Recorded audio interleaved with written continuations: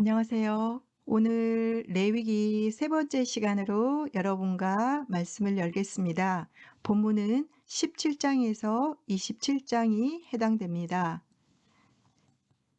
우리가 지난 시간에 전반부까지 공부를 했는데요. 하나님께 정결하고 깨끗한 모습으로 나아가기 위해서 저희들이 제사제도와 정결이 필요하다는 것을 배웠습니다. 이제 후반부는 그 정결해진 우리들이 하나님과 동행하기 위하여 우리가 부딪히는 우리의 일상적인 삶 속에서 어떻게 살아가야 할지를 레위기를 통하여 하나님께서 말씀해 주시는데, 즉 정결해진 그 상태를 계속해서 유지해 나가는 성결케 하는 성결법입니다. 우리가 거듭났지만 하나님의 말씀으로 날마다 깨끗해지고 성화의 길을 걸어가야 하는 것처럼 오늘 성결법을 통하여서 거룩한 하나님과 동행하는 법을 배우기를 기대합니다. 1장부터 16장이 사회나 공공이나 대중의 삶과 예배에 관한 의식 규례를 말씀했다면, 이제 18장부터 27장까지는 개인의 사적인 문제에 대한 규례들이 적혀 있습니다. 그 가운데 있는 17장은 16장과 18장 앞뒤의 연결고리 역할을 하고요. 17장에서는 특별히 제사를 지냄에 있어서 피에 대한 말씀을 언급하고 있습니다. 17장에는 제사와 피에 대한 규정들이 적혀 있는데요. 광야에서 생활하는 동안 이스라엘 백성들에게는 식용을 목적으로 하는 가축 잡는 것이 금지되어 있었습니다. 가축을 꼭 잡기 위해서는 회막 안에서 도살해야 했습니다. 이들이 광야에서 만약에 가축을 도살하게 되면 염소 귀신들에게 제사를 지내고 그러는 것들이 아마 그 시절에 있었던 것 같아요. 그래서 귀신에게 제사 지내는 것은 우상을 숭배하는 것이므로 이렇게 하는 것은 금지되어 있었습니다. 그러나 이러한 규정들은 가나안 땅 정착 이후에는 폐지가 되어집니다. 피에 대한 규정을 보겠는데요. 17장 11절에 육체의 생명은 피에 있음이라 라고 말하면서 그 피를 먹는 것을 금지했습니다. 피를 먹는다는 것은 생명을 경시하는 행위이므로 제사 때 제단에 뿌려지는 그 피의 상징은 동물의 생명이었죠. 동물의 피가 인간의 죄를 속하기에 그 피는 신성하고, 그래서 사람들은 피를 먹지 말아야 한다고 규정하고 있습니다. 18장부터 20장까지는 거룩한 백성이 따라야 할 규례들입니다. 하나님은 이스라엘 백성에게 가나안 땅의 이방 족속의 풍속을 본받지 말고 하나님의 규례와 법도를 지켜 거룩하게 살 것을 명령하고 계십니다. 이스라엘 백성들이 가나안 땅의 그 풍속들을 본받으면 죄악에 빠지고 그 이교도의 풍속을 통하여서 그들이 하나님과 멀어지게 되므로 하나님께서 너희는 나에게 거룩할지어다. 이는 나 여호와가 거룩하고 내가 또 너희를 나의 소유로 삼으려고 너희를 만민 중에서 구별하였음이니라 하시면서 26절 말씀을 해 주십니다. 18장에는 쫓지 말아야 할 이방인들의 가증한 죄들을 열거하고 있습니다. 근친상간, 간음, 자녀를 몰래에게 바치는 것, 동성연애, 수관, 즉 짐승과 성행위 하는 이런 것들을 말씀하고 있습니다. 애굽 땅에서 430년 가까이 살고 그들이 노예로 살았던 그들은 이제 그들이 새롭게 들어갈 가나안 땅에 들어가서 그런 노예의 근성들을 다 벗어버리고 이제 하나님의 백성으로 거듭나서 그들은 그 가나안 땅에서 살아야 하기에 그 이방인들의 그런 가증한 죄를 본받지 말라라고 하나님은 강력하게 말씀을 하고 있습니다. 19장은 거룩한 백성으로 지켜야 될 다양한 규례들을 말씀하고 있고요. 20장에서는 가증한 죄를 범한 자들에게 내릴 형벌들을 소개하고 있습니다. 21장부터 23장까지는 제사장을 향한 성결의 말씀들을 주고 있습니다. 하나님은 제사장들이 특별히 거룩함을 유지하기 위해서 지켜야 될 엄격한 규례들을 말씀하시고 성물과 절기에 대한 규례도 말씀하십니다. 21장 제사장들의 성결과 또 그들의 자격에 대한 규례인데요. 22장은 성물에 대한 규례, 23장 안식일, 유월절, 무교절, 칠칠절, 나팔절, 대속절과 초막절 등 절기에 대한 규례를 말씀하고 있습니다. 하나님은 이 제사장들에게 규례를 다시 주십니다. 특별히 성별된 제사장들이 어떻게 살아야 할지, 그리고 흠이 있는 사람은 아무리 아론의 자손이라도 제사장이 될 수 없습니다. 그리고 제사장과 관련된 규례는 일반인들보다도 훨씬 엄했습니다. 당연히 그래야겠죠. 제사장은 하나님과 백성 사이를 중재하고 백성들을 하나님 앞으로 인도하기 위하여 모델이 되어야 될 사람들이기 때문에 하나님께서는 특별히 그들에게 더 거룩과 성결을 요구하셨습니다. 거룩한 음식과 성물, 절기에 관한 규례들이 적혀 있습니다. 이스라엘 사람들에게는 절기가 매우 중요했습니다. 그들은 절기 때를 지키면서 하나님이 그들에게 베풀어 주신 은혜와 하나님이 어떤 분이었는지를 기억하면서 섬겼기 때문에 그들에게는 절기는 매우 의미가 있었습니다. 이제 절기들을 이렇게 좀 정리를 해보았습니다.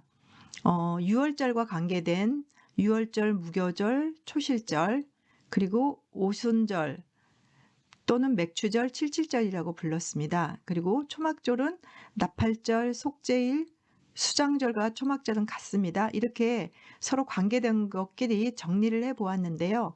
이 도표를 좀 보시면서 성경 본문을 자세히 읽으시면서 또 절기를 더 개념을 좀 정리해 가셨으면 좋겠고요. 네, 절기를 자세히 좀 살펴보겠습니다. 유월절은 바로 애굽을 탈출을 기념하는 절기였습니다. 우리가 출애굽기 14장에서 배웠죠. 10번째 마지막 재앙, 장자의 그 재앙을 뛰어넘게 하는 넘어가다, 패스오버, 그 유월절을 우리가 배웠습니다. 그래서 날짜는 1월 14일입니다. 무교절은 유월절 다음 날부터 7일간 지키는 것이 무교절입니다. 그래서 1월 15일부터 일주일 동안 지키게 됩니다. 그래서 유월절과 무교절은 좀 같이 붙어 있고, 네, 같은 그 의미를 포함하고 있죠. 초실절은 첫 이삭을 하나님께 드리는 날인데요. 유월절 그 주간에 안식일 다음 날이니까 금요일 날이 예수님께서 돌아가신 그 우리가 성금요일로 지키는데요.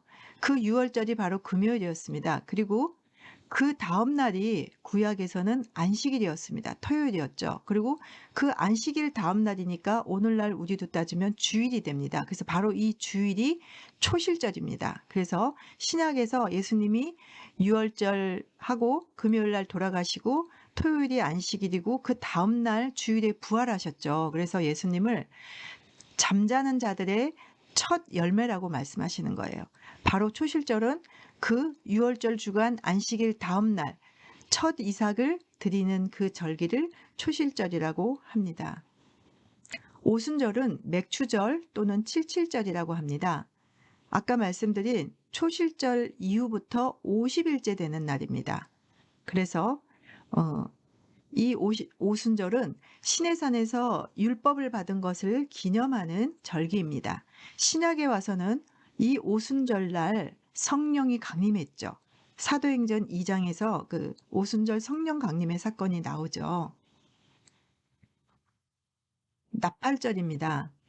이스라엘은요, 모든 그동안 농사 짓고 그 모든 것들을 수확하고 이제 편히 쉬는 그것이 7월입니다. 그래서 그들은 7월 1일이 새롭게 시작하는 달의 의미를 가지고 있습니다. 그래서 이날 7월 1일 날 나팔을 불어서 기념을 하게 되고요. 7월 10일은 민족적인 속죄하는 날입니다. 우리가 레위기 16장에서 대속죄일과 속죄일을 배웠습니다. 그리고 수장절 초목절은 7월 14일 날, 이제 아까 말씀드린 것처럼 그동안 농사 짓고 다 추수한 것을 하나님께 감사의 마음을 들여서 초막절, 수장절로 지켰고요. 이날부터 일주일 동안 그들이 출애굽하면서 광야 생활을 했잖아요. 그때 하나님께서 그들을 40년 동안 지켜준 것을 감사하는 절기로 지키는 것이 수장절, 초막절이었습니다.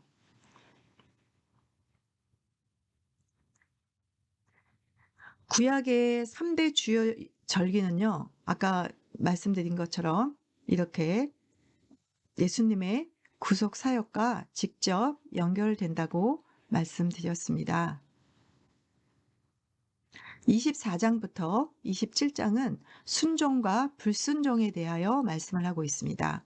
하나님께서 주신 규례와 법도를 잘 지켜 행하면 복을 받지만 지키지 않으면 불순종에 대한 징벌을 받는다고 말씀하십니다. 너희가 내 규례와 계명을 준행하면 내가 너희에게 철따라 비를 주리니 땅은 그 산물을 내고 밭의 나무는 열매를 맺으리라. 26장 3절에서 4절의 말씀입니다. 하나님은 이스라엘 백성들에게 안식년과 희년의 규례를 주었습니다. 이 규례는 가나안 땅에 들어가서 지키게 될 규례입니다. 하나님께서 그들에게 그 땅에서 하나님의 말씀을 따라 살면 놀라운 복을 주시지만 하나님을 떠날 때는 무서운 저주를 주신다는 말씀을 또 하시고 계시고, 이제 서원과 기타 규례에 대한 가르침으로 27장이 끝이 나게 됩니다. 안식년을 살펴보면요. 안식년은 매 7년마다 지키는 해이고요. 이때는 파종을 해도 안 되고 포도원의 나무들도 가꾸면 안 되고요. 모든 땅이 휴식을 취하는 겁니다. 그리고 이때에 땅에서 저절로 나는 소사는 가난한 자, 나그네 된 자, 그 짐승들이 먹을 수 있도록 양식으로 주어야 합니다. 신년은 안식년이 7번 지나고 그 다음에 50년째 되는 건데요. 모든 빚을 탕감해 줍니다. 그리고 땅을 쉬게 하고 가난하여서 종이 되었던 사람들에게 땅과 사회적 지위를 회복시켜주는 해입니다. 해방시켜주는 해입니다. 그러니까 얼마나 정말 이런 사람들에게는 기쁨이 되는 해가 신년인 것입니다. 그리고 신년의 모든 규례는 아까 안식년에서 적용되었던 거랑 동일하게 적용이 되어집니다. 하나님은 이렇게 안식년과 신년을 통해서 땅은 하나님의 선물이고 복을 주시는 것이라는 목적을 말씀해 주십니다. 자연과 공존하고 가난한 이웃들을 돌보는 것, 이것이 하나님이 그 백성들에게 알려주고 싶은 진정한 율법이었습니다. 우리는 율법 그러면 굉장히 무겁고 무엇인가 의무적으로만 생각이 되어지지만 사실은 법의 형태로 기록이 되어 있어서 그렇지 하나님이 모세에게 대화하듯이 알려준 것이 사실 율법이었습니다. 그래서 율법은 하나님과 백성들이 어떻게 하면 친밀하게 잘 지낼 수 있는지, 살아갈 수 있는지를 알려주시는 안전한 법인 거죠. 하나님은 그리고 이렇게 안식년과 희년을 통하여서 인간의 끝없는 욕심과 부에 대한 추구를 멈추라고 명령하십니다. 안식년이 되고 희년이 될 때는 끝없이 가지고 있던 모든 것들을 중단해야 됩니다. 그래서 이 중단을 통하여 휴식을 취하고 오히려 땅도 사람들도 회복이 되는 거죠. 이것은 여호와께서 시내산에서 이스라엘 자손을 위하여 모세에게 명령하신 계명이니라라고 하면서 레위기 27장 34절에서 지금까지 레위기에 주셨던 모든 말씀들은 시내산에서 모세를 통하여 이스라엘 자손을 위하여 주신 말씀이다라고 이렇게 말씀하고 계십니다. 저희가 레위기를 아주 자세하게는 살펴볼 수 없었지만 저희가 3시간에 걸쳐서 보았습니다. 더 레위기를 알고 싶어 하시는 분들은 또 본문을 차근차근 읽으시면서 레위기에 담겨진 말씀들을 더 배우시기를 원합니다. 오늘도 이 본문 말씀을 통하여 우리가 배워야 될 것은 하나님의 성품을 구현해야 한다는 것입니다. 식사나 병중에 있든 가정생활에서 있든 일상의 우리의 사업이나 거래나 우리가 하는 모든 그런 삶의 영역에서 공정하고 정직하게 행함으로 그리고 이웃을 사랑함으로써 세상에서 하나님이 어떤 분인지를 우리를 통해서 드러내야 한다는 것입니다. 그래서 우리가 오늘도 말씀을 배우는 목적은 그 말씀의 지식의 축적의 목적이 아니라 이 말씀을 통해서 하나님이 하신 일들을 우리가 정확하게 알고 이제 우리는 그 하나님이 선택하신 하나님의 백성으로서 우리의 삶의 전 영역에서 하나님의 성품과 하나님이 어떤 분인지를 드러내는 것이 하나님이 우리를 향한 뜻이라는 거죠. 오늘도 말씀을 가지고 하나님을 드러내는 그런 복된 하루가 되기를 축복합니다.